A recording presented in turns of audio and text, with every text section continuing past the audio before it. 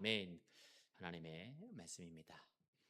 오늘 말씀의 제목은 나중된 자가 먼저 되는 은혜입니다. 여러분, 오늘 본문의 말씀은 앞에 있는 19장의 그 말씀과 같이 우리가 함께 이어서 말씀을 묵상하는 것이 중요합니다.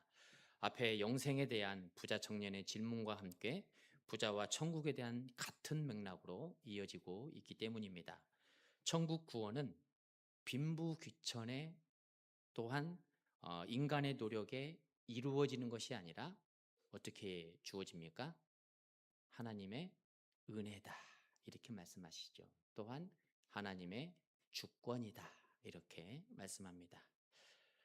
구원은 하나님의 기준에 의해서 누구에게나 동일하게 주어진다라는 사실을 말씀하고 있습니다.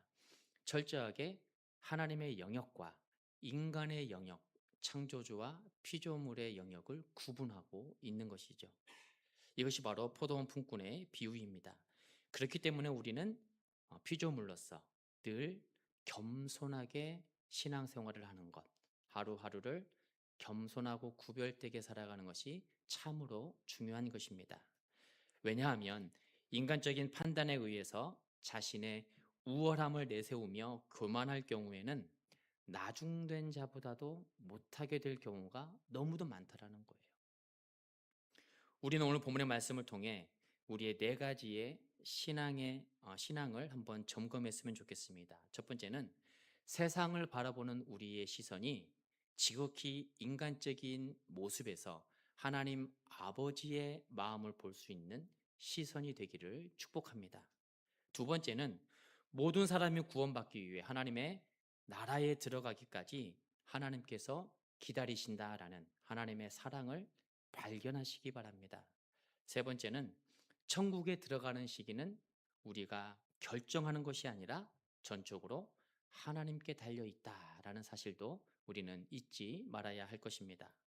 또 네 번째는 하나님의 나라는 우리가 죽어서만 가는 천당의 천국의 개념이 아니라 이 땅에서도 하나님의 나라를 이루며 살아가야 되는 하나님과의 관계성을 기억할 것을 말씀하고 있는 것입니다. 이제 본문의 말씀을 통해서 나중된 자가 먼저 되는 은혜가 어떠한 것들이 있는지 구체적으로 살펴보겠습니다. 첫 번째는 오늘 성경은 저와 여러분을 향해서 지금의 최선을 다하면서 하나님의 은혜를 사모할 것을 명령하고 있습니다. 1절 말씀을 우리가 다 같이 합독하겠습니다. 시작. 천국은 마치 품꾼을 얻어 포도원에 들여보내려고 이른 아침에 나간 집주인과 같으니. 아멘. 포도원의 주인이 일꾼을 구하기 위해서 이른 아침에 일찍 나갔다, 이렇게 말씀하고 있습니다. 그곳이 어디입니까? 3절에서 말씀하고 있는 것처럼 장터라는 것을 우리는 확인할 수가 있습니다.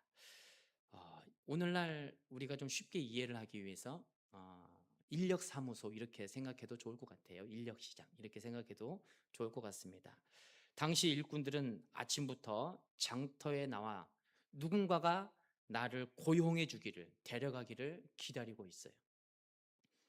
우리는 포도원 주인에게서 오늘도 일꾼을 찾고 계시는 하나님의 모습을 발견하게 되는 것입니다. 주님께서 직접 이른 시간에 장터에서 일꾼을 찾는 이유가 어디에 있을까요? 구원에 있다라는 사실이에요. 하나님의 나라에 있다. 예수 믿지 않는 사람들, 그들을 한 명 한 명 주님께서 찾으시면서 구원에 이르기까지, 하나님의 나라에 이르기까지 부르신다라는 거예요. 디모데전서 2장 4절 말씀을 우리가 같이 합독하도록 하겠습니다. 시작. 하나님은 모든 사람이 구원을 받으며 진리를 아는 데에 이르시기를 원하시느니라. 아멘. 이 모습이 아버지의 마음이라는 것이죠. 그분의 소원적 의지이다라는 사실입니다. 하나님은 모든 사람들이 구원받기를 원하십니다. 그래서 기다리시죠. 기다려도 오지 않으면 또 기다리십니다. 심판과 멸망이 하나님의 뜻이 아니라 한 영혼이라도 더 구원하시기 위한 하나님의 마음과 사랑이 그러하다라는 사실을 말씀하고 있는 것입니다. 지금 주님께서 일꾼들을 찾으시는 이유가 여기에 있죠. 일꾼이 없어서 거두어 들이지 못하는 농부의 안타까운 심정으로 영혼들을 바라보고 있는 거예요. 여러분, 주님께서 영혼 구원을 위해 우리를 부르실 때에 아멘으로 순종하시면서 귀하게 쓰임받는 삶이 되시기 바랍니다. 그리고 우리는 데나리온, 오늘 성경에서 말씀하고 있는 데나리온에 집중할 필요가 있습니다. 2절 말씀 우리가 같이 합독합니다. 시작. 그가 하루 한 데나리온씩 품꾼들과 약속하여 포도원에 들여보내고. 아멘. 데나리온은 노동자의 하루 품삯을 의미합니다. 하루를 살아가는 데 있어서 그 충분한 금액을 의미하죠. 일을 하지 못하면 그날은 모두 굶어야 돼요. 이때 당시 초기에는 저축하는 그런 모습이 없습니다. 그냥 하루하루 벌어서 가족들과 함께 살아가는 것이죠. 그렇기 때문에 데나리온은 단순한 돈이 아니라 생존이고 가족의 생계인 것입니다. 그리고 하루의 삶을 의미합니다. 또 데나리온은 구원의 은혜를 상징하죠. 은혜는 계산되어지지 않습니다. 구원의 은혜와 하나님의 사랑은 계산할 수가 없다라는 거예요. 부모의 사랑을 어떻게 계산할 수가 있겠습니까? 자녀들을 향한 부모의 아버지의 마음, 부모의 마음을 계산할 수가 없는 것이죠. 구원의 은혜와 하나님의 사랑은 이처럼 계산할 수가 없습니다. 데나리온은 생존과 생계라는 의미가, 육적인 의미가 있고 구원이라는 영적인 의미가 담겨 있다는 사실을 우리는 기억해야 할 것입니다. 그런데 오늘날 많은 사람들은 이 데나리온을 영적인 구원의 의미보다 육적인 생존과 생계, 여기에 더 집중할 때가 많다라는 거예요. 그래서 모든 사람들이 보여지는 일 가운데에서 다 돈과 데나리온, 육적인 것에 접목시키는 것을 참 많이 볼 수가 있습니다. 직장을 구해도 연봉이 얼마야? 아르바이트를 해도 시급이 얼마야? 한 달에 얼마 받아? 모두가 이렇게 세상의 기준과 가치에 집중하고 있다는 것이죠. 그래서 비교를 합니다. 여러분, 비교하면 불평하게 되어 있고요. 불평하면 원망이 찾아와요. 자신의 너무 초라한 모습을 바라보면서 낙심하고 좌절하게 됩니다. 이러한 비교에 대한 경험이 우리 모두에게 있는 것이죠. 우리가 비교할 때 여러분, 기준을 어디에 둘까요? 나보다 좀 더 나은 사람에게 기준을 두지 않습니까? 나보다 좀 더 탁월한 사람에게 기준을 둬요. 지금 있는 것에 감사하면서 연약한 사람과 비교하는 사람은 극히 드뭅니다. 내가 작은 차를 타고 다니면 걸어 다니는 사람과 비교하지 않아요. 아, 저 집에 있는 나보다 좀 더 좋은 차, 거기에 비교하죠. 내가 전월세로 살고 있다면 지하 단칸방에 있는 사람하고 비교하지 않아요. 자가가 있는 사람하고 비교하지 않습니까? 나도 저렇게 살고 싶다. 그러면서 비교를 하면서 본인 자신 스스로가 너무 초라해지면 낙심하고 좌절합니다. 원망하죠. 우리 집은 왜 이렇게 가난해? 불평하죠. 우리 집은 왜 재산이 이렇게 없을까? 오늘 포도원의 일꾼도 마찬가지입니다. 가장 늦게 온 사람이 한 데나리온을 받았으니 아침에 일찍 온 사람은 기대하는 거예요. 착각하죠. 더 많이 받을 것으로 기대하고 착각합니다. 여러분, 데나리온의 주인, 하루 품삯의 주인은 우리에게 있는 게 아니고 주님에게 있다라는 사실을 우리는 기억해야 돼요. 하나님의 은혜는 비교 의식이 아니라 언제 주어지느냐? 내가 쓰임 받을 수 있음에 감사할 때 주어진다라는 사실입니다. 여러분, 비교가 아니라 쓰임 받음 자체에 감사하는 그러한 삶이 되시기 바랍니다. 그리고 품꾼들이 원망하는 또 다른 이유가 있어요. 은혜의 개념이 아니라 공로주의적 계산에 집중해 있다라는 것이죠. 하나님의 복은 공로주의와 상관이 없습니다. 계산할 수 없는 거예요. 오직 은혜이죠. 일꾼들의 마음과 입술에서 불평과 원망이 나온 이유가 바로 여기에 있는 것입니다. 이 공로주의적 개념으로 접근하니까 아침에 일찍 온 사람이 불평할 수밖에 없는 거예요. 뙤약빛에서 열심히 일을 하면서 힘들게 일했던 그 노동의 가치와 일이 끝날 무렵에 들어와서 1시간 일하는 그 노동의 가치가 다르지 않습니까? 라고 불평하게 된다라는 것이죠. 그런데 여러분, 주님께서는 어떻게 말씀합니까? 2절의 말씀처럼 한 데나리온씩 주시기로 약속을 했다라는 거예요. 이렇게 약속하고 3시, 6시, 9시, 11시 계속 사람들을 포도원으로 가게 하십니다. 오늘 본문에서 말씀하는 시간적 개념이 좀 우리의 시간과 다르다라는 것을 우리는 기억할 필요가 있습니다. 유대인의 시간적 개념은 인물부터 저녁부터 그 다음날 저녁이에요. 그래서 창세기에 보면은 저녁이 되고 아침이 되니 첫째 날이라, 둘째 날도 저녁이 되고 아침이 되니 둘째 날이라, 이렇게 말씀하고 있지 않습니까? 우리의 계산법과 좀 다릅니다. 이게 언제부터 바뀌게 됐느냐? AD 1세기경에 로마의 지배를 받기 시작하면서 24시간의 개념이 도입되기 시작한 거예요.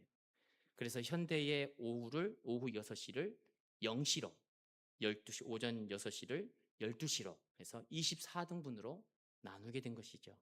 이렇게 유대식의 전통 방식과 로마식의 혼합 계산 방식을 만들어서 우리가 살아가고 있는 것입니다. 이것을 오늘날 우리의 계산법으로 환산하면 오늘 본문에 나오는 제3시는 오전 9시가 되고요. 제6시는 오후 12시, 제9시는 오후 3시, 제11시는 오후 5시가 돼요. 6시간 간격으로 계속 진행되고 있습니다. 그렇다면 여러분이 각각 이 시간대에 지금 장터에 서 계신다고 한번 생각해 보시기 바랍니다. 하루하루 일을 해야 우리 자녀들이, 우리 가족이 오늘 하루 내일 하루 이렇게 살아갈 수가 있어요. 내가 일을 해야. 그런데 첫 타임 오전 9시 시간이 이렇게 지나가는데 나를 불러주는 사람이 아무도 없습니다. 9시가 지나고 12시가 지나고 3시가 지나고 얼마나 초조해질까요? 내가 일을 하지 못하면 가족이 굶어야지 돼요. 이런 상황이 있을 때 걱정과 근심이 찾아올 것입니다. 집에서 기다리는 가족들이 생각이 날 거예요. 일 못하고 이렇게 있으면 집에서 기다리는 가족들이 생각이 나요. 가족들이 굶게 되는 것 충분히 생각할 수 있을 것입니다. 사랑하는 아들, 딸들에게 맛있는 간식을 사줄 수 없는 것, 선물을 사줄 수 없는 것도 생각할 수 있을 것입니다. 이렇게 초조해짐으로 두려움과 근심이 찾아오게 된다는 것이죠. 예전에 이제 인력 시장에서 일했을 몇 년 시간이 있습니다. 학교 다니면서 이제 인력 시장에 나가서 제가 수원에 살았을 때에 한 4시 반에 일어나가지고 이제 5시까지 회사에 가야 돼요. 회사라기보다는 사무소에 가야죠. 인력 사무소에 가야 됩니다. 그래서 이렇게 기다리면서 6시까지 기다려요. 6시까지 기다리고 6시가 넘어도 소장님이 불러주지 않으면, 갈 데가 없으면은 그날 하루는 대맛지 난다라고 하지 않습니까? 이거 일본어인데요. 하루 일을 해야 되는데 일을 못하고 공치는 것을 대맛지다. 뭐 그러고 보면은 우리가 이제 노동의 건설 현장에 보면 참으로 이렇게 일본어가 참으로 많았던 것 같아요. 빠케스, 양동이라고 그러죠. 베니야, 베니야를 하판이라고 부르고요. 각기목도 일본어지 않습니까? 강목, 나무, 강목이라고 부릅니다. 이렇게 일본어가 굉장히 많이 있어요. 그래서 우리 공구리라는 말도 일본어거든요. 공구리. 콘크리트를 이제 공구리라고 하는데요. 공구리 치자 그러지 않습니까? 그것도 이제 일본어죠. 건설 현장에는 굉장히 일본어가 많이 있습니다. 저는 그때 이제 20대였기 때문에 이제 건강한 젊은 그러한 에너지를 가지고 있는 상황이었기 때문에 대부분 불러주시는 곳이 많아요. 그래서 하루 일당에 하루 일을 할 수 있는 곳이 아니라 반나절만 일할 수 있는 곳이라도 어떻게 해서든지 나갔던 것 같습니다. 그런데 하루는 불러주질 않아요. 소장님이 주공아 오늘은 오산 좀 갔다 오너라 이렇게 해야 되는데 불러주질 않아요. 그래서 소장님 전화기만 계속 쳐다보고 있습니다. 전화배라, 네가 울려라. 네가 울려야 내가 오늘 일을 간다. 그래야지.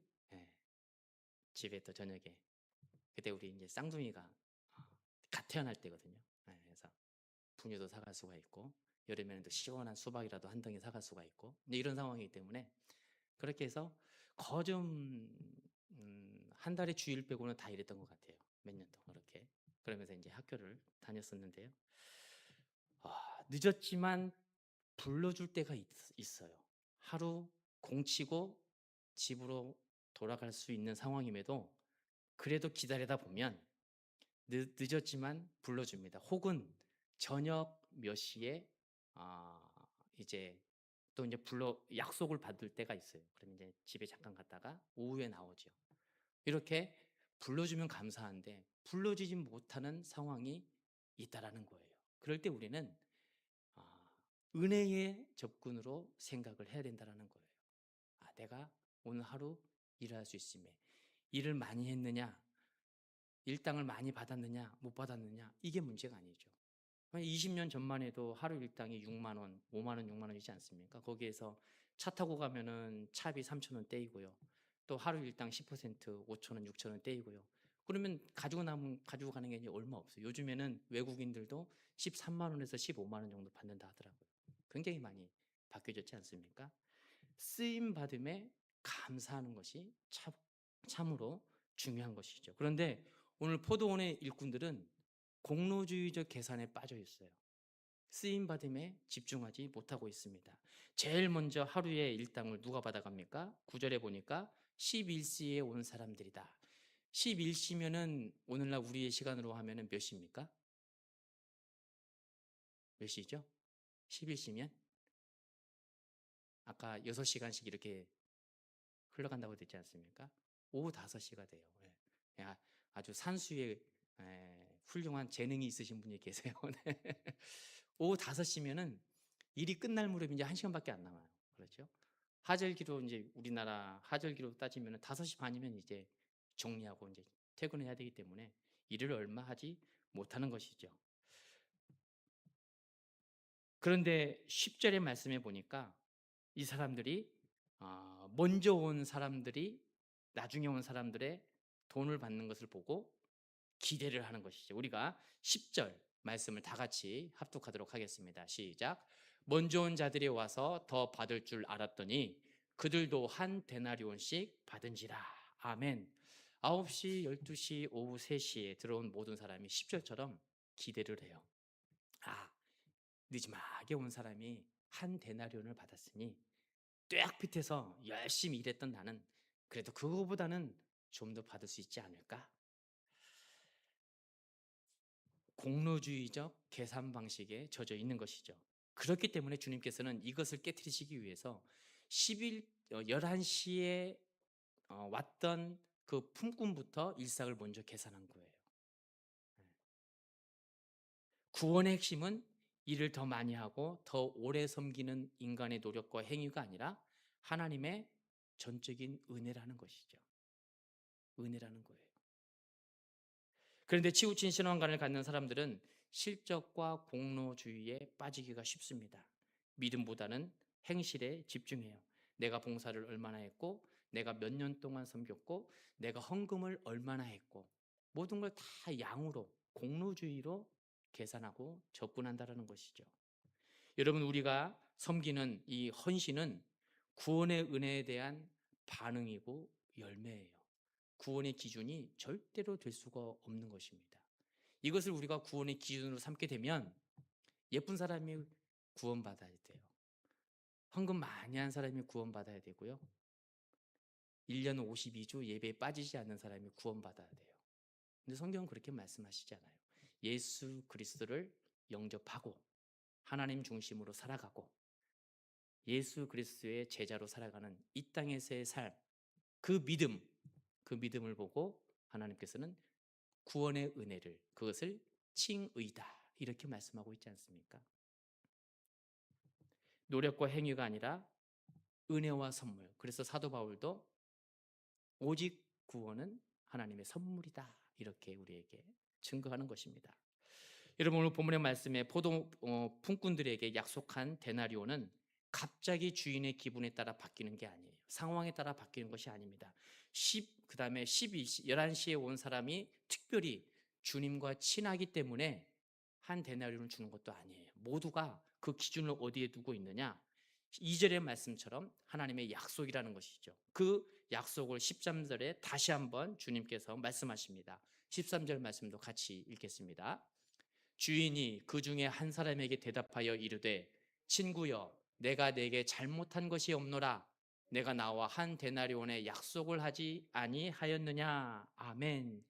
여기에서 말씀하는 약속, 2절과 13절에서 말씀하는 약속은 쉼푸네오, 합의하다, 함께 동의하다, 이런 의미가 담겨 있습니다. 일방적으로 주님께서 말씀하신 게 아니고 그 데나리온에 너희들이 합의했지 않느냐, 동의했지 않느냐, 그런데 왜 지금 불평하고 원망하고 비교하느냐, 이러한 의미인 것입니다. 이 약속을 품꾼들이 잊고 있었던 것이죠. 그래서 설마, 혹시 이러한 생각에 빠진 것입니다. 11시에 온 사람이 오후 5시에 온 사람이 또 한 데나리온을 받았다면 혹시 나도 그거보다 더 받을 수 있지 않을까? 설마 일이 끝날 무렵에 온 사람하고 같은 일당을 주겠어? 여러분, 구원은 혹시 하고 임하는 게 아니죠. 하나님의 은혜는 설마 하며 주어지는 것이 아닌 것입니다. 약속을 기억할 때 하나님의 은혜가 주어지고 그 약속을 믿을 때에 주어진다는 사실입니다. 우리가 약속의 말씀을 잊고 살아가면 우리도 포도원의 품꾼들처럼 생각할 수가 있다라는 거예요. 세상 것에 집중하게 되죠. 그러면서 불평하고 원망합니다. 하나님, 내가 이렇게 신앙생활을 하고 이렇게 많이 섬겼는데 하나님, 기도응답이 왜 없는 것입니까? 원망하게 되죠. 이러한 원리는 우리의 일상과 일터를 지배하게 됩니다. 은혜적인 측면, 쓰임받음에 집중하면 월급이 조금 적어도 우리는 감사할 수가 있어요. 내가 조금 적게 받아도, 우리 회사의 규모가 조금 적어도 거기에 속상해하지 않고 오늘 하루 충성스러운 성실과 정직함으로 최선을 다할 수가 있는 것입니다. 어려운 불경기 속에 일할 수 있음에 감사할 수 있게 되는 것이죠. 그런데 이것을 쓰임받음, 은혜적인 측면이 아니라 공로주의적 계산법에 적용하게 되면 계속 이직할 수밖에 없어요. 비교하면서 나는 그 친구보다는 그래도 더 많이 받는 회사를 다녀야지 돼. 나는 그 친구보다 더 큰 회사에 가야 돼. 비교하다 보면 계속 이직할 수밖에 없어요. 이직은 딱 기간이 정해져 있어요. 우리의 열심히 일할 수 있는 나이가 한정적이지 않습니까? 그때에는 이직을 해도 곧잘 됩니다. 그런데 퇴직할 때쯤 돼가지고 이직을 한다 그러면 받아주질 않아요. 젊은 사람을 쓰죠. 우리가 일할 수 있음에 감사하는 것, 은혜에 감사하는 것이 참 중요한 것입니다. 여러분, 모든 것이 하나님의 은혜입니다. 쓰임 받을 수 있음에 감사할 수 있는 삶이 되기 바랍니다. 두 번째는 하나님의 주권을 인정해야 된다라고 말씀하고 있어요. 그럴 때에 나중된 자가 먼저 되는 은혜를 경험하게 된 것입니다. 14절, 15절, 16절 우리가 같이 합독하겠습니다. 내 것이나 가지고 가라. 나중에 온 이 사람이 너와 같이 주는 것이 내 뜻이니라. 내 것을 가지고 내 뜻대로 할 것이 아니냐. 내가 선함으로 내가 악하게 보느냐. 이와 같이 나중된 자로서 먼저 되고 먼저 된 자로서 나중되리라. 아멘. 종은 주인이 시키는 대로만 하면 충분합니다. 그러나 주인은 자기 생각대로 할 수가 있는 거예요. 돈을 쓰는 것도, 물건을 사는 것도, 사람을 고용하는 것도 모두가 다 주인의 마음입니다. 종과 주인의 차이점이 여기에 있어요. 그래서 하나님의 자녀 성도가 가져야 할 중요한 기독교의 원리, 핵심 가치가 하나님 주권성입니다. 이것을 우리가 잊어버리면 하나님의 자리에 우리가 올라가는 경우가 종종 있어요. 내가 올라가서 내 마음대로 심판하고 판단하고 기준을 정하고 정죄해요. 우리는 절대로 하나님의 자리에 오를 수가 없습니다. 올라가서도 안 되는 것이죠. 이 진리를 알지 못하는 사람은 열심히 살고 또 자신에게 주어진 일에 최선을 다할지라도 만족을 할 수가 없는 거예요. 불평과 원망이 가득하게 된 것입니다. 여러분, 하나님의 주권은 임의적인 것이 아니다, 이렇게 성경은 말씀하는데 15절을 우리가 다 같이 다시 한번 봉독하겠습니다. 시작. 내 것을 가지고 내 뜻대로 할 것이 아니냐, 내가 선함으로 내가 악하게 보느냐. 아멘. 이 말씀을 우리가 잘못 오해하면, 잘못 해석하면 내 마음이야, 내 것이야, 내가 알아서 할 거야, 이렇게 받아들일 수가 있어요. 그런데 그 다음 말씀에 어떤 말씀이 담겨 있는가를 우리는 봐야 됩니다. 내 것을 가지고 내 뜻대로 할 것이 아니냐. 그 다음에 어떻게 말씀합니까? 내가 선함으로, 이렇게 말씀하고 있어요. 선하신 하나님이심을 우리에게 말씀합니다. 하나님은 우리처럼 상황에 따라, 감정에 따라 바뀌시는 분이 아니라 선하심이 기준이다라는 것을 말씀하고 있다라는 것이죠. 이게 바로 주님의 선하심은 이미 우리가 앞서 살펴본 것처럼 모든 이들이 은혜에 설 수 있도록 약속하셨다라는 말씀을 우리는 기억해야 됩니다. 일을 많이 하고 적게 하고 중요하지 않아요. 구원을 받느냐 받지 못하느냐는 믿음에 달려 있다라는 것이죠. 우리가 예수님께서 십자가상에서 죽으실 때에 강도 하나는 그 즉시 믿었을 때에 하나님의 나라에 들어가게 되고, 끝까지 믿지 않는 강도는 하나님 나라에 못 들어가게 되는 그 사건을 우리가 잘 알고 있습니다. 그런 걸 볼 때에, 아니 그러면 저도 이 땅에서 그냥 제가 하고 싶은 거 다 하다가 나중에 죽기 전에 예수 믿으면 되지 않을까요? 이렇게 생각하시는 분이 더러 있어요. 물론 그렇게 하셔도 괜찮을 것 같아요. 그런데 우리가 내일 죽을지 모레 죽을지 어떻게 알고 있어요? 알 수가 없는 거예요. 알 수가 없습니다. 그렇기 때문에 우리는 지금의 오늘에 최선을 다해서 살아가되, 구원받는 일도 마찬가지로 오늘에 집중해야 되는 거예요. 그러나 반드시 구원에 대한 상급은 성경에서 주어진다라고 말씀하고 있습니다. 오늘 믿은 사람과 죽기 직전에 믿은 사람과의 상급은, 그것을 성경은 멸류관이다, 이렇게 표현하고 있어요. 반드시 다릅니다.